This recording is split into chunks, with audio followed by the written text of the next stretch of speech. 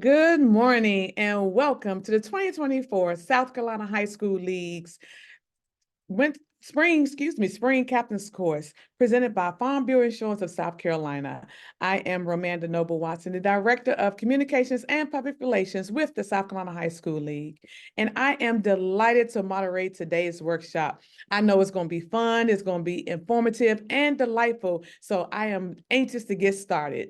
But before we do, I bring to the screen Dr. Jerome Singleton, the Commissioner of the South Carolina High School League. Welcome into the workshop, Dr. Singleton. Thank you, Romanda. Good morning and congratulations. You've been selected by your school and that team to serve as their captain. So this course will really be beneficial to you. It'll not only help you to be a better teammate, but it'll also help you to be a big resource to your coaching staff that you work with. I challenge you with three things as you work your way through this. One is, are you follow worthy?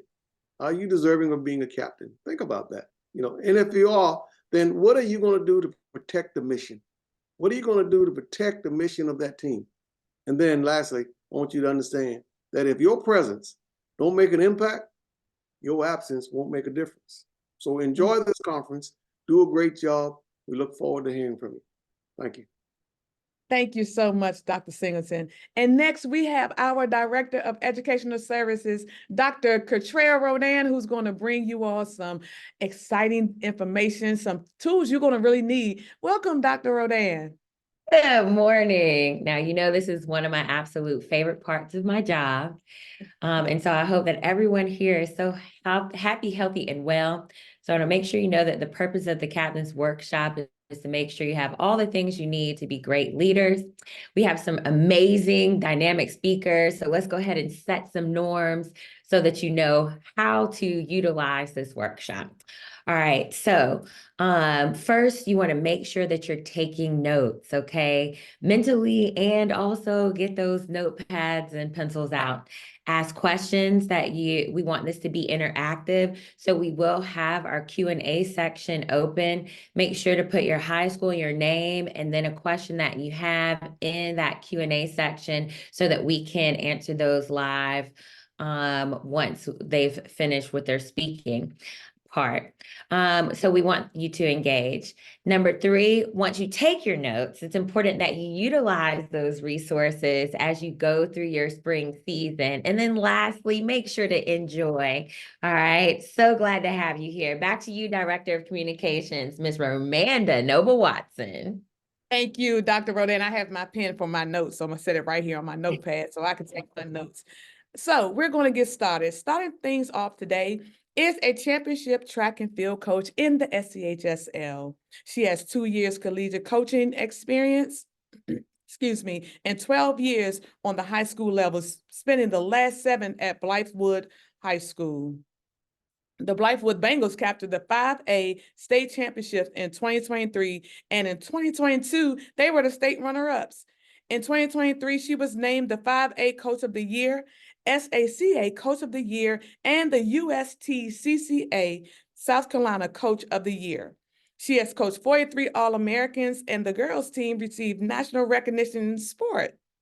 She comes from a family that has strong background in coaching track and field, and has a philosophy to find joy in everything as happy athletes perform well. Please join me in welcoming to the screen Miss Alicia Hawkins. Welcome. Well, thank you for having me. Thank you for having me.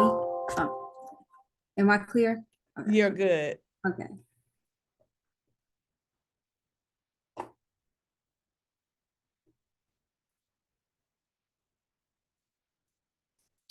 First, I'd like to introduce myself again. I am Coach Alicia Hawkins. I am the head boys and girls track coach at Blythewood High School now, and also the head cross country coach. My agenda for today is how did we get here? Perseverance, leadership, strong will, and championship culture.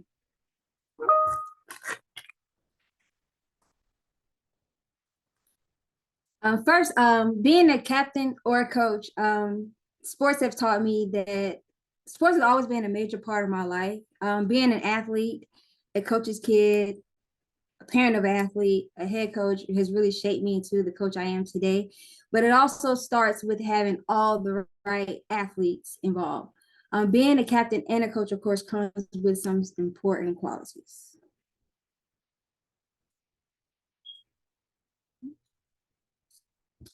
How did we get here? Mainly being a coach, I get asked, how did I get to this point? And I always apply with we. How did we get to this point? Getting to this point as a team was a team effort, but we could not have done it without having great captains in place, combined with coaches that have a positive perspective of the sport and a goal that wasn't always winning, but being the best athletes and coaches that we could also be. Our athletes are always encouraged to be themselves. We made great practices a priority, and we also made practice competitive. Next slide. Okay. So being a captain, it takes skill, and you must want to be better. You have to know your why. You also need to be willing to put yourself in the front. And what I mean by that is sometimes you may have friends that are on the team. You may have little brothers and sisters. Sometimes you have to put yourself out there. You know that sometimes you may make a decision as a captain. Everyone may not like your decision. But if you and the coach will work together for the decision, sometimes you just have to, you will make some friends mad. You will lose some friends in the process, but I promise you, the goal is always to be a better person, a better captain, better teammate, and then you ultimately become a better athlete. You also need to hold your teammates accountable. Hold them accountable as in, like, a lot of times high school athletes and also middle school athletes, they like to cut corners or cheat the workout, or when the workout gets hard, they have to go to the bathroom, or they may catch a side stitch and need to go to the trainer. All these things, you have to be willing to hold your teammates accountable, and you have to some people will be upset, but in sports, that's okay. Because sports is an emotional roller coaster. So just be aware that everyone's not going to be happy with every decision you make, and you cannot make everyone happy. And finally, you must be a student of your sport. Ultimately, you have to know what you're doing in every sport you're doing. And being a captain, you have to have some type of knowledge of what we're all doing and what the plan is. If you have just a little knowledge will take you a long way in any sport that you do.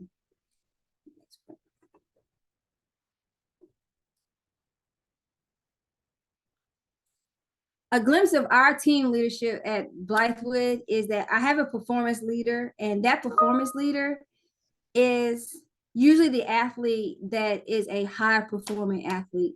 Not every high performing athlete makes a great captain, but I was just blessed to have performing athletes that wanted to be better, that wanted to be leaders, and they wanted to pave the way for all the younger athletes. Performance leaders are usually the ones that they're usually humble, and they let their actions show more so their words. And we also have a locker room leader. A locker room leader is the one that, the other teams don't usually get to see, but there's the ones that show up in the locker room. They show up in team meetings. They always have motivational words to the athletes during our, pre-meet meetings and, our social gatherings. Our social leader is the one that everyone on the team just loves, no matter what they say, what they do. And they're just the one that helps keeps the team together. And being that type of leader, that's the one that holds the special place, because if an athlete gets mad at what one of the coaches say, or one of their friends get into like a little scuffle, this leader right here is the one that always holds, everyone in the same place. And fourth is the organizational leader. That's the leader that knows everything about what our track team does. They know from the top to the bottom. They also hold everyone accountable in everything that we do. And finally, our reserve leader is the one that doesn't speak very much, but they're a leader in by how they walk, how they live their life, how well they keep their grades up, and just what they are outside the sport and inside the sport.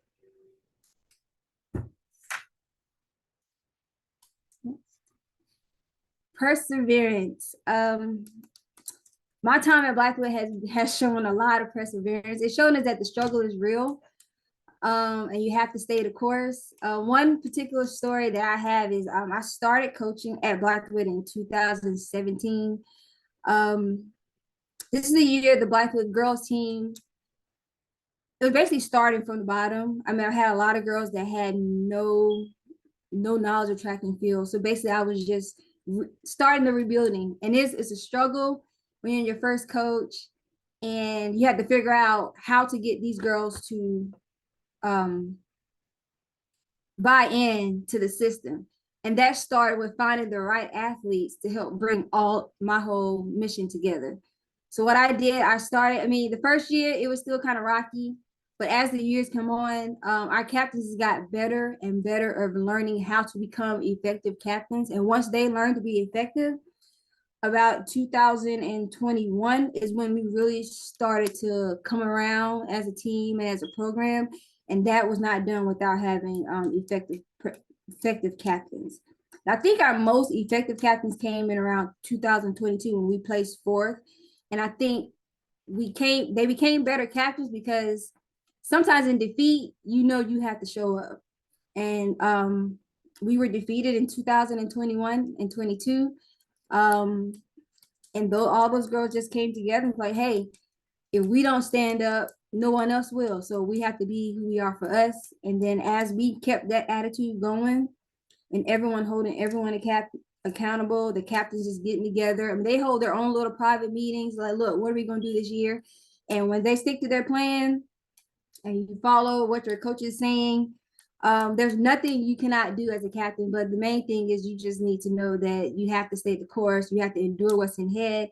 And you have to bounce back and overcome defeat. And that's just what our captains do at Blackwood, is that if they fall down, be rest assured our captains are going to come back. And they are probably some of the best kids I've probably ever been in contact with.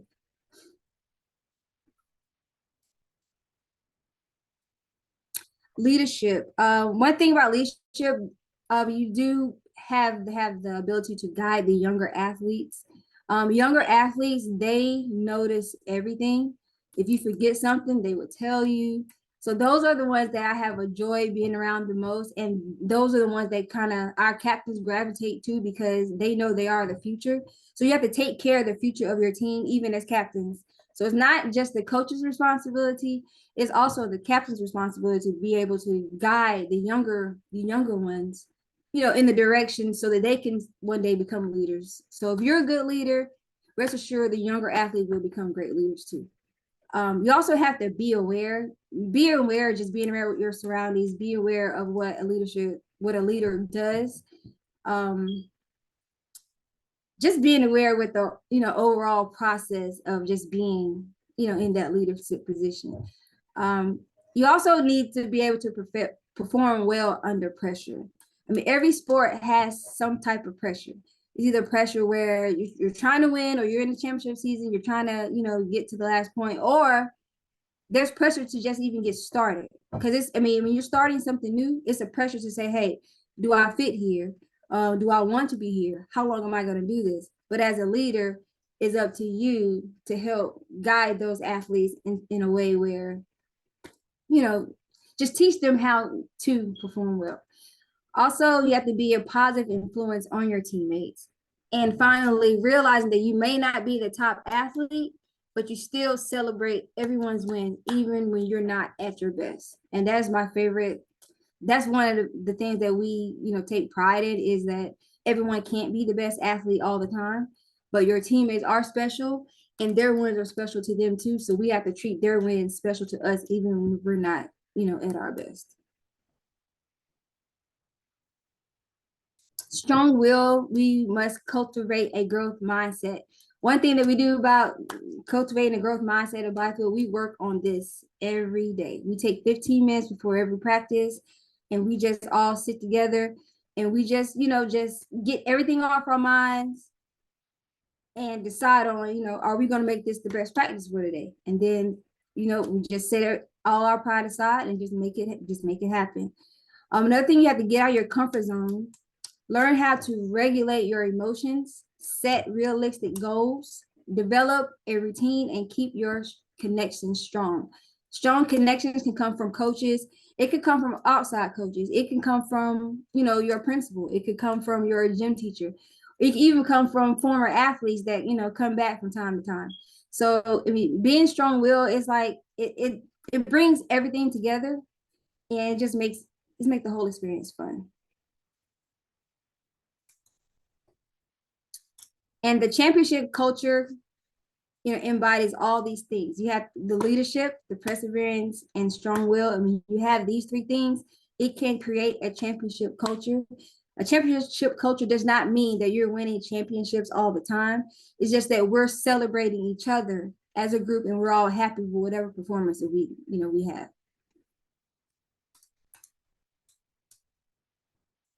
And in summary is, when leading others, you must understand that the change starts with you.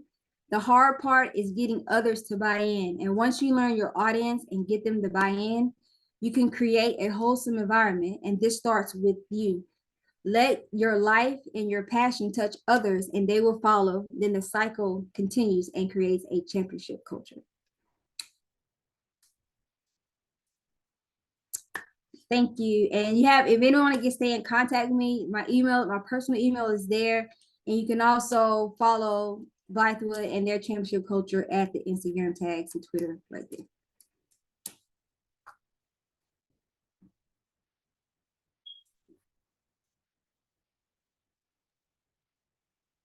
Thank you so much, Coach Hawkins, for that wonderful presentation. Stay on screen with me. I want to talk with you. So as for me, I'm jotting down things as instructed by Dr. Rodan. And the one thing that I did like was the way you closed it. Championship culture does not mean winning all the time. It means celebrating each other. I think that is important because sometimes I feel like not just student athletes, but we as people, we put so much pressure on ourselves to be the best. And sometimes just trying your hardest is equally as good. And the different things, championship culture, leadership, perseverance, strong will, those are some tools that we as adults can take with us as well in our everyday lives and our work-life balance type of deal. So we definitely appreciate you coming in and spending a little bit of time out of your busy schedule. I know you have to prepare for your coaching practice this afternoon, but we thank you so much for taking this time out. And I want to remind you all, as I have Coach Hawkins on here, and please, if you have any, wait, let me see, I think I may have a question in here. I do. We have a question from Taryn Floyd. Floyd, I'm sorry. Well, actually, it's from London Alfred at Fort Track. The question for you is, how do you respond to athletes who aren't focused at practice? I respond to the athlete is I just pull them aside. I just pull them aside and just, reiterate what these 2.5 hours today mean and what they mean to your teammates. And ultimately, like, you being here puts more pressure on your teammates than you really know. And by you being here, you just make this moment special. So make it special by doing what you need to do. And then your teammates will be more involved, because if they see you not being focused, and it's just a chain reaction. So in order for this team to be stuck together, you need to show that you're, focused as well. That was a really great question, how to get, and that goes just not for the coach, but for as a captain, if you see your teammates not focused, you pull them to the side and say, hey, we're trying to get this done. Because sometimes if you do what you're supposed to do, you may get out of practice early. Yeah. Never know. Well, thank you again, Coach Hawkins. If we have any further questions for you, I definitely will bring you back to the screen to answer those for us. Okay. We appreciate your time. All right. Thank you. Thank you. So next up, we have someone who is no stranger to the SCHSL, as he is a product of Well Branch Early College High School, a defensive back for the Tampa Bay Buccaneers, Dee Delaney. Delaney played at the Citadel and University of Miami. He's a native of Seabrook, South Carolina. He was a four-sport athlete at Well Branch, earning 14 varsity letters combined in the sports of football, basketball, baseball, and track. As a wide receiver and kick returner, he was named Region Offensive Player of the Year as a senior and invited to play in the North-South All-Star Game. He was also an all-region selection in basketball and baseball, as well as being a member of the first place 4x100 relay team in the Class A state championship track team. Excuse me. Delaney played 3 seasons at the Citadel, where he was a 3-year starter and a 3-time All-Southern Conference selection, as well as a 2-time Walter Camp FCS All-American. He was also named to the Associated Press FCS All-American team and garnered All-American honors from College Football Madness, Stats, Athlon, and Hero. His 13 interceptions ranked second in school history. Upon graduation, Delaney used his final year of eligibility to play for the University of Miami as a graduate student. He started 6 games, collecting 1 interception and a fumble recovery as the Hurricanes advanced to the Atlantic Coast Conference Championship game and played Wisconsin in the Capital One Orange Bowl. He has been in the NFL since 2018. In that time, he has been with the Jacksonville Jaguars, Miami Dolphins, New York Jets, Washington Redskins, now Commanders, and he has been with Tampa Bay Buccaneers since 2021. He has a total of 52 tackles, 4 pass breakups, and 3 interceptions. He is a husband with a daughter and a son.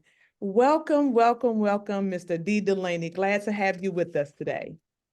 Thank you guys for having me. Nice to meet you all. It's an honor to be here. As you said, I play for Tampa Bay Buccaneers. That's an interception of me this year against the Eagles, which was kind of big and amazing for our team, even though we lost, but it was a good game. Next slide.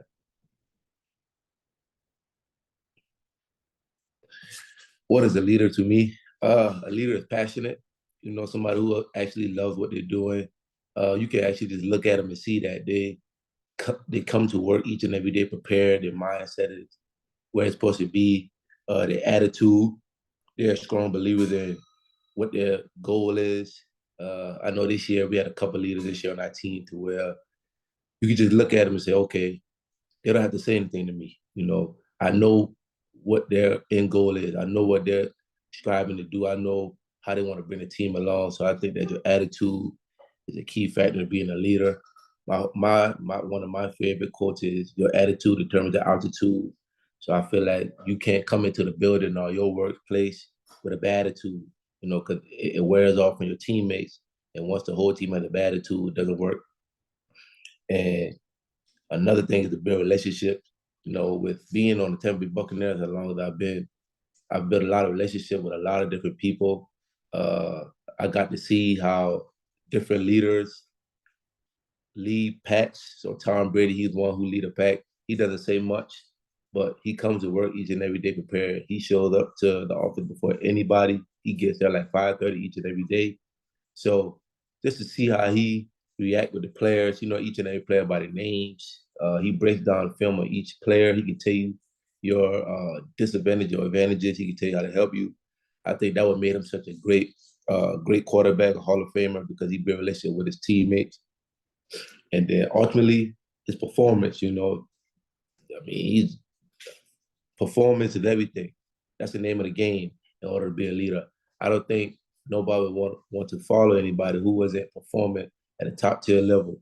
You know, not all leaders have to be spoken.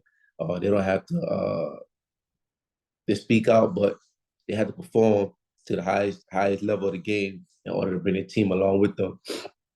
And I think that's something that Tom Brady did for himself. And I think that's something I did for myself also. You know, in high school, I was always the guy who, I wouldn't call myself a leader because I don't feel like I'm a leader, but to my team, they looked at me as a leader because of the way I carried myself, the way I communicated with them, the way I talked to them, I made them feel important, and I performed. You know, each and every Friday night I went out, I performed to the highest level because I had a goal in mind. So I think that's what make that is what a leader is to me. Next slide. Adversity. I feel like when playing sports, there's always gonna be adversity, but I think adversity shows you who a person really is. For me, my main thing with dealing with adversity is to never panic. I know it's kind of cliche to say, but I feel like if you don't panic, then that's the best thing to do because in adversity, you're always gonna go back to what you know. And that's why I always say you prepare to play the game, how you practice. So how you practice, how you gonna play. So when adversity hits, it's gonna be like normal to you because okay, this is what I've been practicing my whole life. This is what I've been practicing to do. It's just a game. And so adversity really, you just have to take a deep breath, calm yourself down, and just don't panic. And because I mean, with dealing with sports, there's always gonna be adversity. You just have to handle it and don't let it rattle you. And the best advice I think that I can give to you guys is to never give up on your dreams. I know for me, it's far-fetched that you make it to the NFL. I think it's like 2 or 3% to where you make it to the NFL.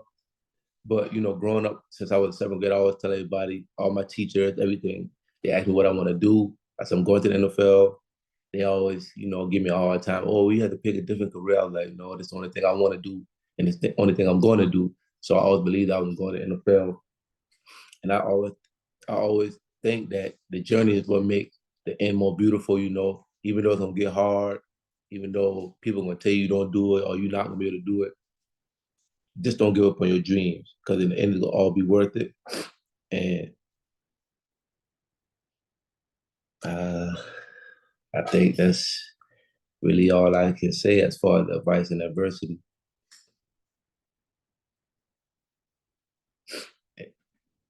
And that's my slide on my tape.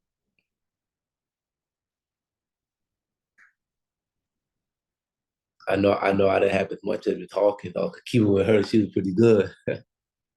Listen, a lot of times we tell them you don't have to say a lot. It's what you say, it's not how much you say. And I think that you did an excellent job with that from the beginning. Your attitude determines your altitude. There's so many times that student athletes feel like I'm not the best, or if I don't do well. So my question to you is, what happens when?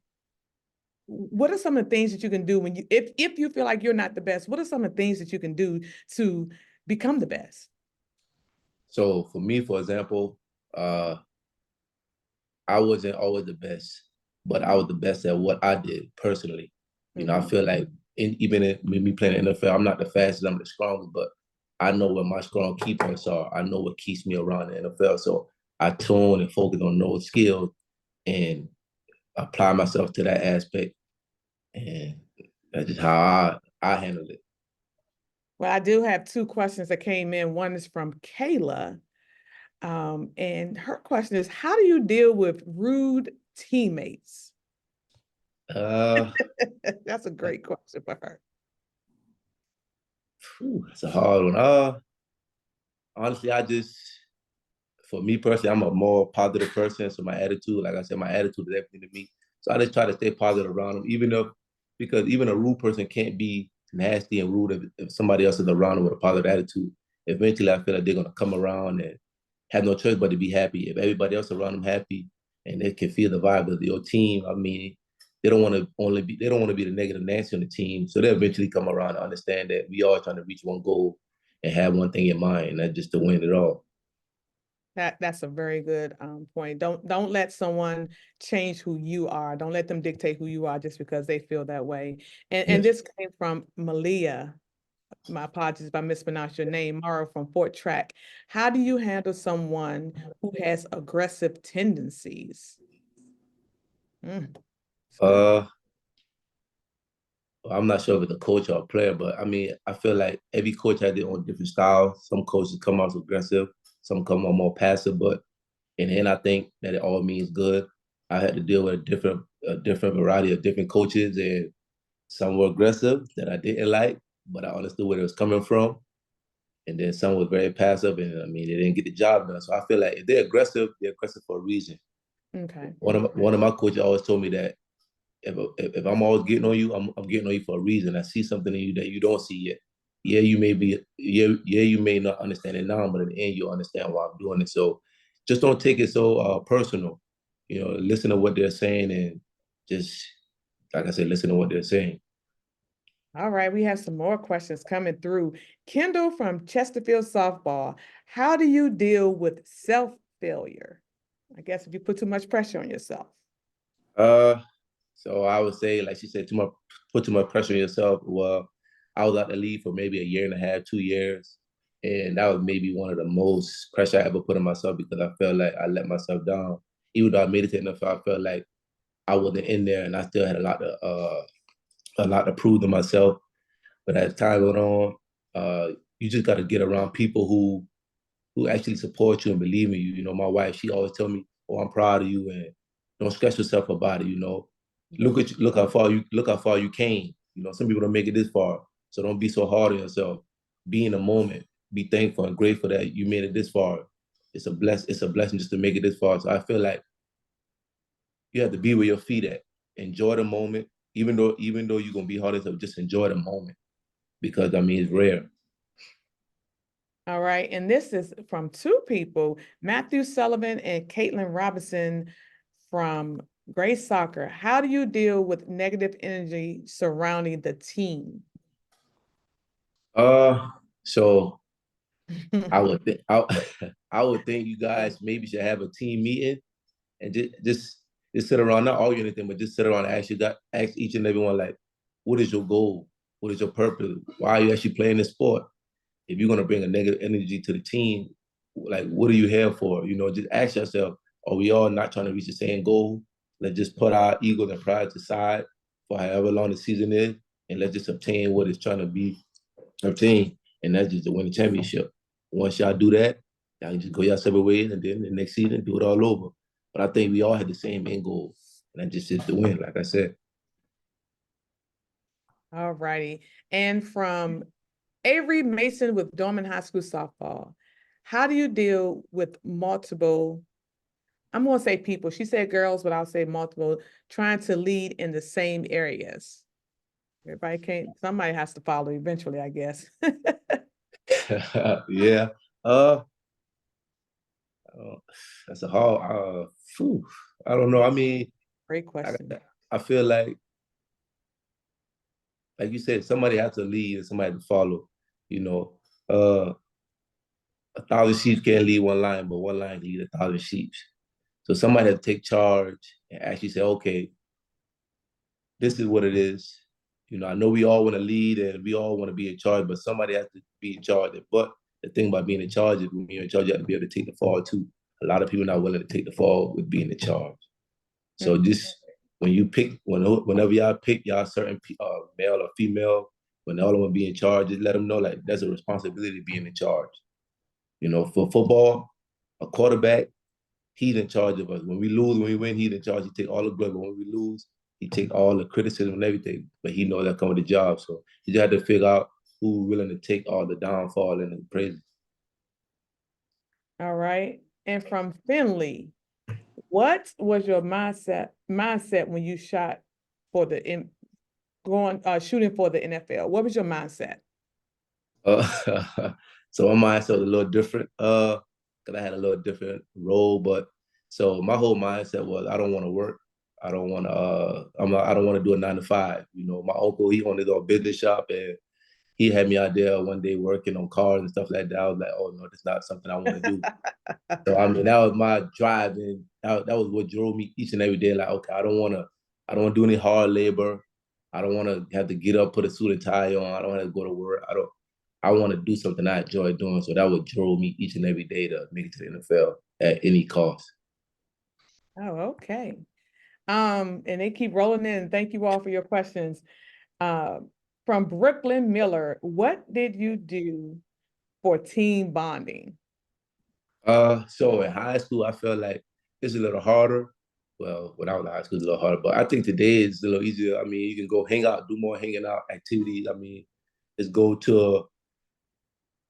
on trips, like just do things with each other. I think everybody, once that sport is over for that, season. Everybody go their own separate ways. But I think that being a good team is all about longevity, like knowing that actual person, not just saying, okay, we together for 1 or 2 months. No, actually, after the season, get with that person, hanging out with that person, hanging out with them and their family, just actually learning them. So I think that's a good team bond. And I know in NFL we do like paintball or we go to like amusement parks and things like that. Just to just be around each other, go to movies, hang out. All right, so we have a question from Halston McKenzie from Dorman Lacrosse. What's the best way to lead an unmotivated teammate? Find out what motivates them, find out their why, what's their purpose. Because I mean, every day not gonna be a good day at practice. Everybody not gonna want to practice. That's just a natural athlete thing. But it's something or somebody who can motivate them. So you have to dig deep and just find out what is that for that person. You know what I mean? It may take a little time, but eventually it's gonna come out or come around to where they say, okay, that is what actually motivates that person and keep them going. Because like I said, everybody's not gonna want to practice each and every day. It's impossible. Correct. We have 2 more questions. Josiah Marlborough, how do you respond when student athletes don't respond to leadership? Like I said, there are different types of leadership. He may don't respond, or he or she may don't respond a certain way. You're a leader, so you may have to try a different way of leading with them. Some people you can talk to, some people you have to show your action. Not everybody takes coaching and leadership the same. You just like I said, you have to know your teammates or your players. And so our last question, how should a team feel? It's a 2-parter. How should a team feel after a big loss? That's the first part. Naturally you don't feel bad, but if you put in the work, and you knew that you gave it your all that week to prepare, and you just got outplayed or outcoached, I mean, there's really nothing you should do or feel. You shouldn't feel bad about yourself because you gave it your all. You only feel bad or feel sad when you're not giving your all, and you feel like you left something out there. So I feel like as long as you giving your all, you empty in the tank, like my coach would say, there's nothing else to complain about. Just go back in the next day and fix the errors and just move on. And it felt good to pick Jalen Hurts off. I mean, it's the NFL. It feels good to pick any quarterback off. You saw that part. I was going to leave that part for last. Well, Mr. Delaney, we definitely thank you for joining us and answering all the good questions. Thank you all for submitting those questions. Those were great, thought-provoking questions. And take with you, your attitude determines your altitude. No matter what you do during the day, if you have that positive attitude, it will definitely feed into it. You're going to have bad days, but just remember that always. And thank you so much for joining us. And we hope that you have a little bit of time to stick around as we bring in our next speaker for it today. Yes, ma'am. Thank you guys for having me. Thank you. And so now closing things out this morning is Jerome Singleton Jr. He is a gold medal winning Paralympian. He hails from Irmo, South Carolina, where he attended Dutch Fork High School. He was, well, I'll let you see.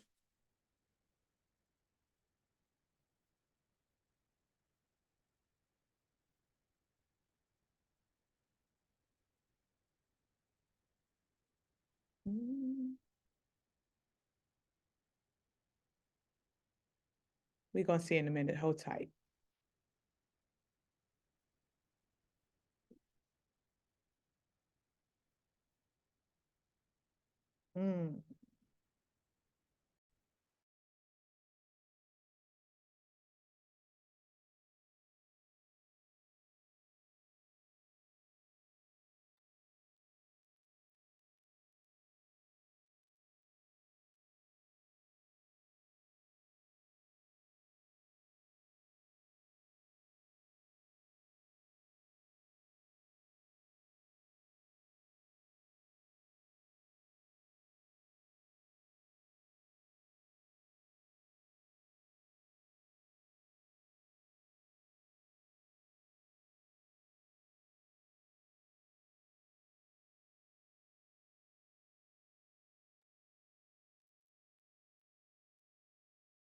Trying to queue up the video. Just we ask for your patience for 1 second.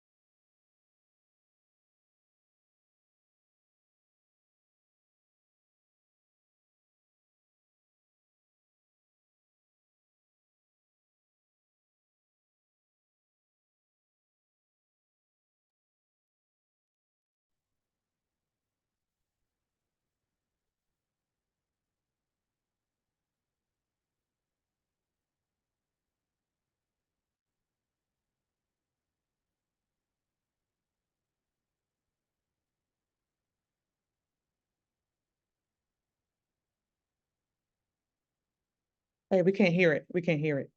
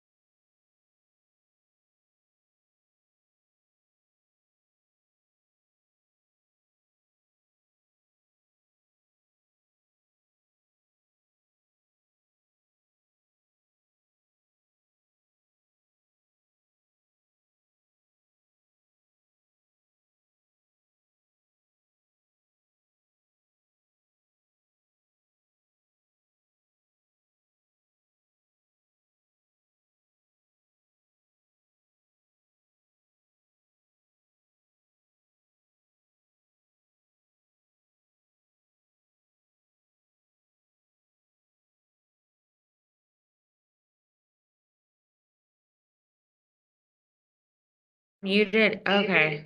Okay, there we go. There we go.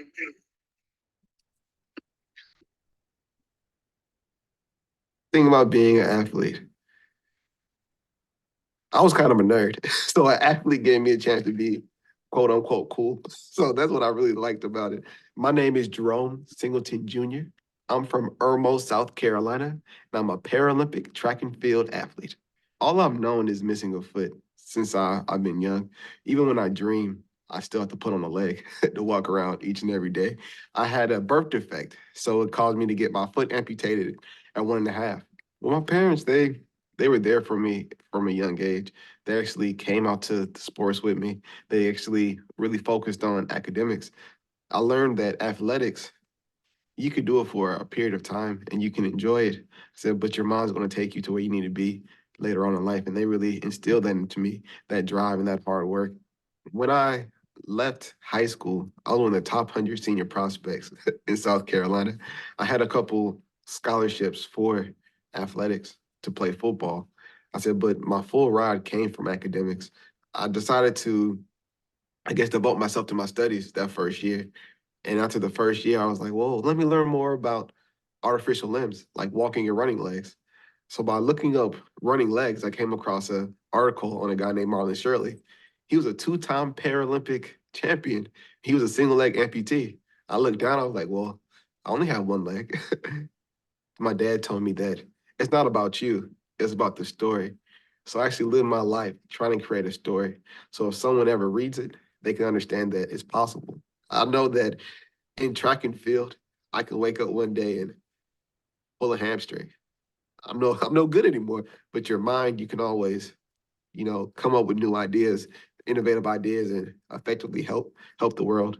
So graduating with 3 degrees in 6 years in mathematics, applied physics, and industrial engineering, I'm capable of doing anything. And that's what I'm thankful for. I'm gonna do my best to be successful in all aspects of life. So hopefully when someone opens up the book and looks at Jerome Singleton, they know that he did the most he could with his time and gave back as much as he could too. Wow, what a great story. So I didn't do an intro on purpose because I felt like that video introduced who you were and what you're all about. And so I'll just turn the floor over to you, with a screen over to you, I should say. Please welcome Jerome Singleton Jr. Welcome in and to our workshop. Oh, how you doing? Good. We'll let you take it from here. Okay, yeah, no problem.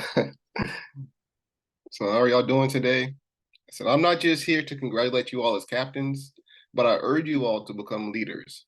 Leadership isn't just a responsibility, but gives you a chance to leave your mark, not just on the scoreboard, but on the minds and hearts of those that you encounter. Now, some may confuse leadership with just barking orders or just flexing your muscles, telling everybody what to do. Yet true leadership is much deeper than that. I'm gonna give you 2 examples. My coach, when I first started Paralympics, was Joaquin Cruz. He was a time Olympian for Brazil, won the first gold medal for Brazil. But little that people know, after getting his silver medal in '84, he tore both his Achilles to come back and make a team and medal at a world championships. So that shows like his strength of character and the ability to fight through it when you really need to.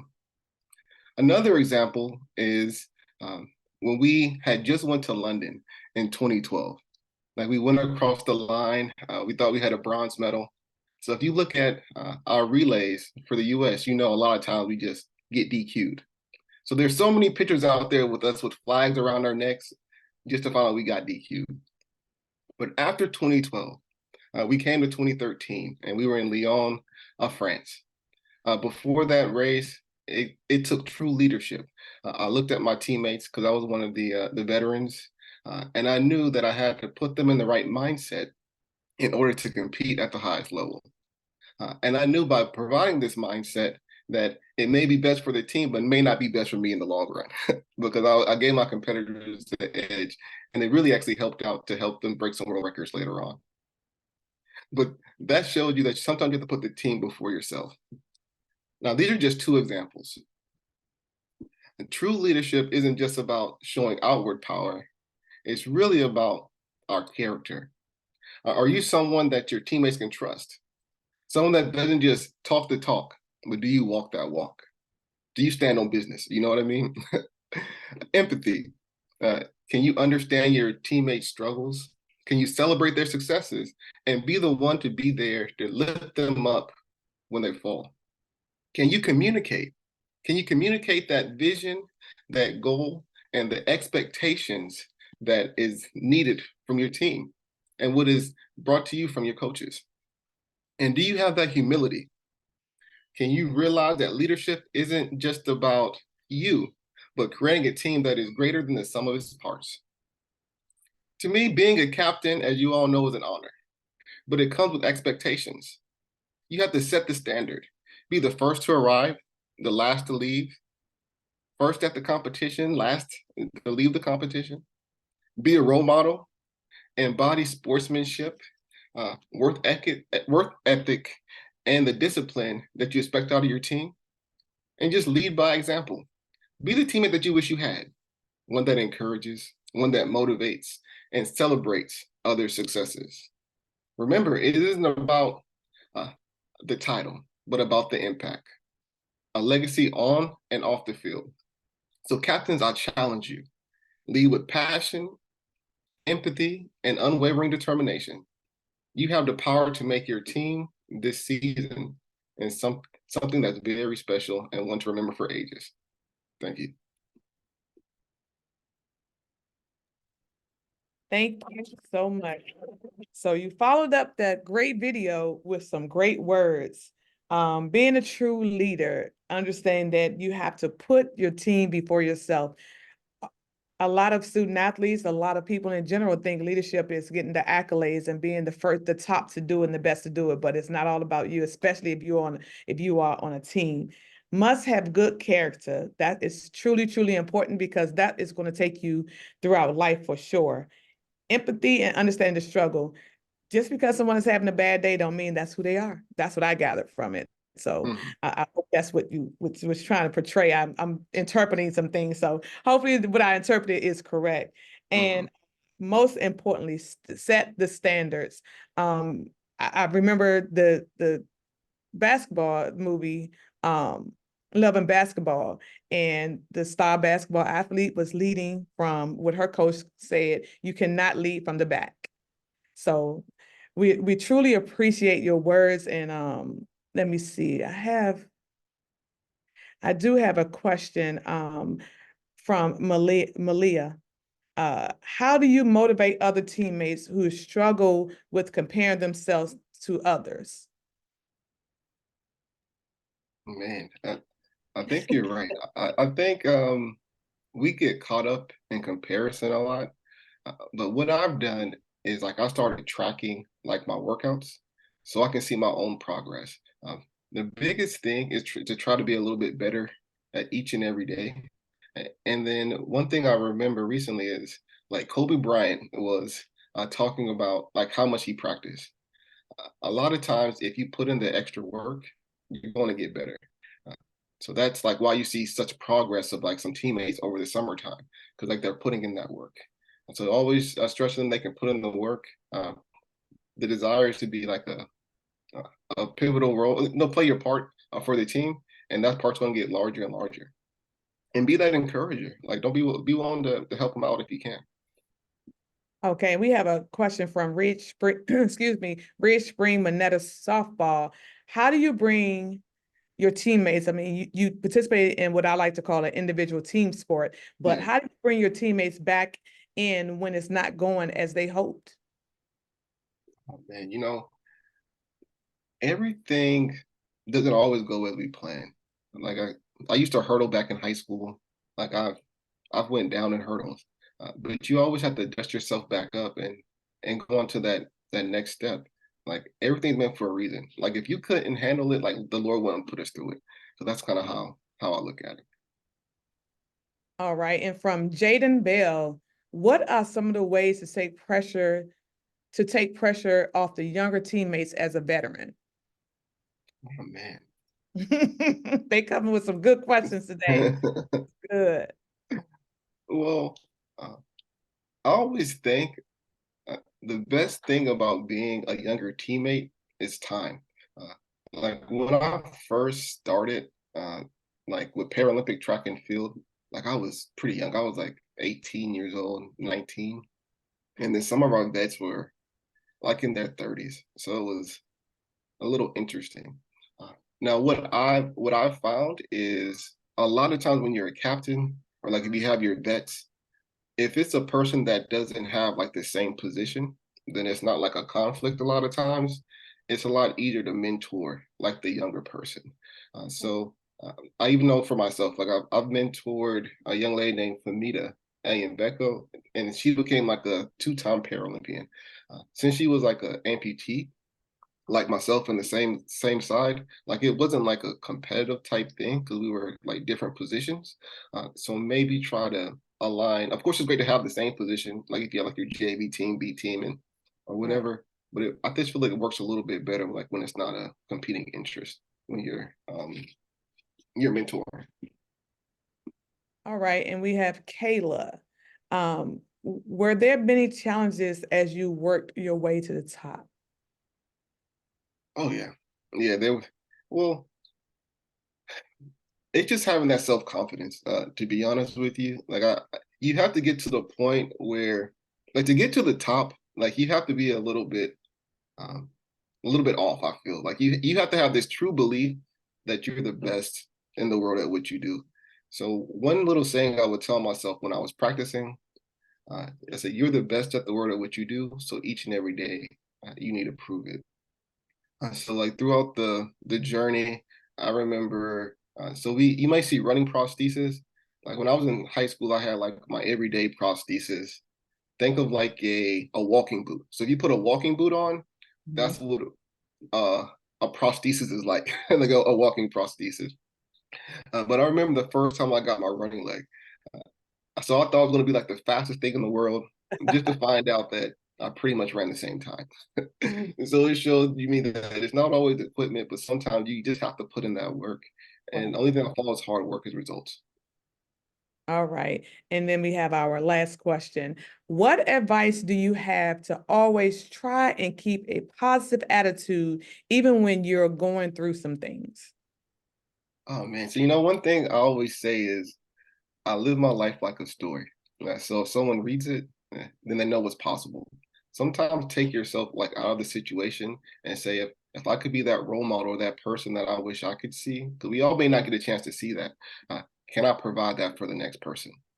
And then just say, you know what? Sometimes we think that we're a little bit too special. And a lot of people have a lot worse situations going on. There's always Right, somebody that's right. doing a little bit better, but there's always someone that may be doing worse too. So always, like I said, live your life like that story. So if someone reads it and they know it's possible. Well, thank you so much for those words. And oh, wait, one more came in. Another one from Ridge Spring Monetta Softball. What was your motivation? Oh, my motivation. Man, here's a weird one. So I think when I grew up, I was blessed that I had my family. Like my father, he's with the state association. I think that helped out a lot, to be honest with you, because when it came to signing off for me to play. He was the one who signed off, so that that made it a little bit easier. But I also think it was like a mental thing. Like I think growing up with a disability, I always wore long pants, so I was a little self-conscious. So I always knew that if I didn't want to get picked on, like I thought if I did really well in school and I did really well at sports, then nobody would bother me. So I always had a desire for excellence.